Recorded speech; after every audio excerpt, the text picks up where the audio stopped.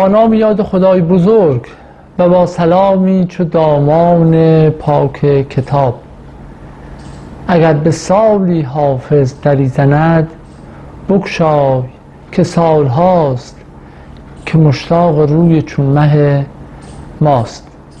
خیلی خوشحال هستم که عزیزان دانشمند، ادیب و فرزانه استقبال کردند از وبینار حافظ در ایران و شبه قاره و مطالب ارزنده‌ای رو ارائه کردند برای بازگویی حقیقتی از یک اسطوره فرهنگ و هنر، حافظ شیرازی، که طی قرنها یکی از دوست داشته شده ترین چهره های هنرمند ایران زمین بوده و هست و تا زبان پارسی باقی است خواهد بود.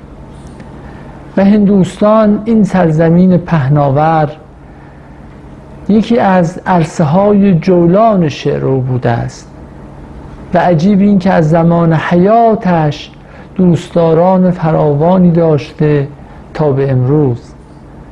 نخستین چاپ دیوان حافظ در این سامان صورت گرفته و طی قرون هزاران نسخه خطی از دیوان حافظ شیرین سخن در هند، پاکستان و بنگلادش استنساخ شده و در کتابخانه ها و مجموعه های شخصی و عمومی نگهداری میشه. شروح فراوانی از شعر حافظ پدید آمده، فرهنگ های فراوانی در شبه قاره برای شعر او نوشته شده، گزیده های بسیاری گرد آمده، در و دیوار بسیاری از بناها با شعر حافظ آذیب‌مندی شده، بسیاری از اشیاء، سفالینه ها، پارچه ها، لباس ها، حتی ناقوس کلیسا به شعر حافظ آذیب‌بندی شده. همون گونه که شنیده شده که پدر رابیندرانات تاگور زنگی داشته که بر دور دایره این زنگ نوشته شده جرس فریاد می دارد که بربندید محمل ها. خب من پس از این مقدمه باید تسلیت عرض بکنم در گذشته یکی از دیگر قله های فرهنگ ایران زمین، استاد جاودانیاد محمد رضا شجریان رو که امروز در خاک توست کنار حکیم ابوالقاسم فردوسی در آرامگاه ابدی خودش آرام گرفت. کسی که نقش بسیار مهمی داشت در بهتر شنیده شدن شعر اسطوره‌های فرهنگ ما، حافظ، سعدی، مولانا و دیگران، یادش گرامی و روحش شاد. اما پیش از این که باقی عرایضم رو خدمت شما تقدیم بکنم، اجازه بدید غزلی از حافظ رو خدمت شما بخونم که به گمان من تا حدی حافظ در این غزل خودش رو معرفی میکنه. این طوطی شکر شکن که تا هندوستان هم آوازش رفته و دعوت شده بود از سوی سلطان غیاث الدین، اما به دلایلی صرف نظر کرد از این سفر و اون شعر معروف رو سرود که شکر شکن شوند همه طوطیان هند، زین قند پارسی که به بنگالی می رود. او خودش رو در این غزل هم طوطی معرفی کرده. الا ای طوطی گویای اسرار، مبادا خالیت شکر ز منقار. سرت سبز و دلت خوش باد جاوید، که خوش نقشی نمودی از خط یار. سخن سربسته گفتی با حریفان، خدا را زین معما پرده بردار. به روی ما زن از ساغر گلابی، که خواب آلوده ای می بخت بیدار. چه ره بود این که زد در پرده مطرب که می رقصند با هم مست و هوشیار. خرد هر چند نقد کائنات است، چه سنجد پیش عشق کیمیاکار. سکندر را نمی بخشند آبی، به زور و زر میسر نیست این کار. بیا و حال اهل درد بشنو، به لفظ اندک و معنی بسیار. به مستوران مگو اسرار مستی، حدیث جان مپرس از نقش دیوار. به یمن رایت منصور شاهی، علم شد حافظ در نظم اشعار.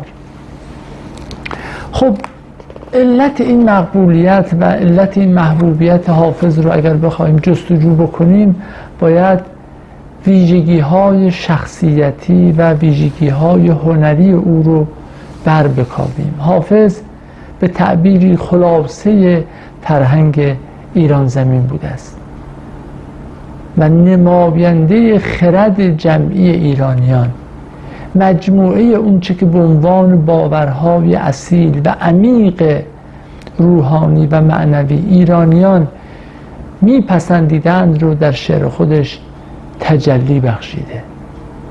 دیگر اینکه حافظ عارف بود، اما عارفی که گفته های او رنگ و روی هنری داره، رنگ و بوی هنر در شعر او بسیار برجسته است.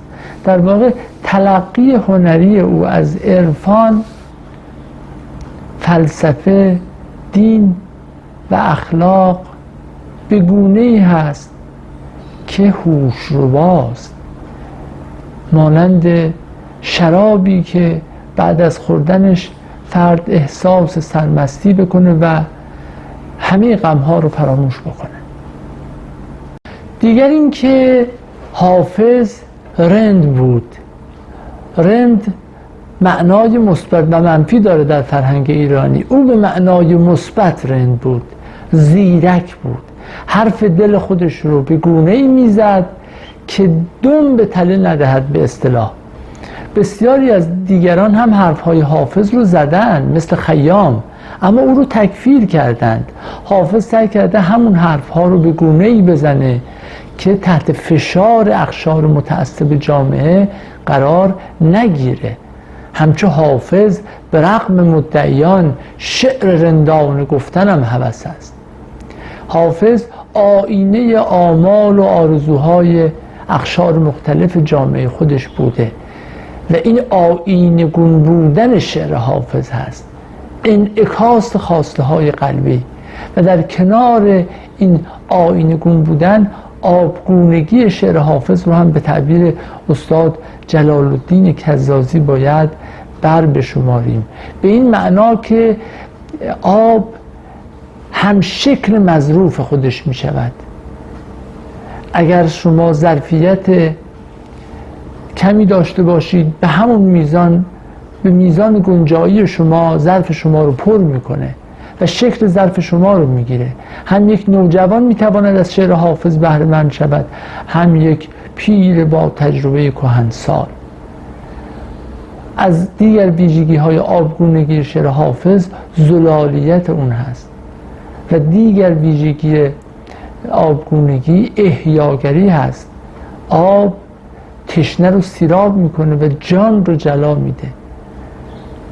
شعر حافظ هم همین گونه است. با خوندن شعر حافظ ما حالی پیدا میکنیم، خستگی های روحی ما التیام پیدا میکنه.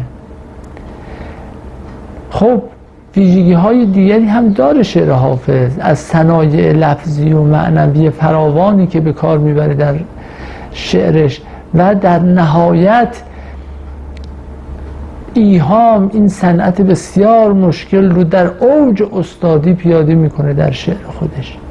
اما شعر حافظ همه اینها رو داره، اما همه اینها نیست، بسی برتر است. بس نکته غیر حسن بباید که تا کسی مقبول طبع مردم صاحب هنر شود. دیگر ویژگی های شعر حافظ رو از زبان دیگر استادان خواهیم شنید.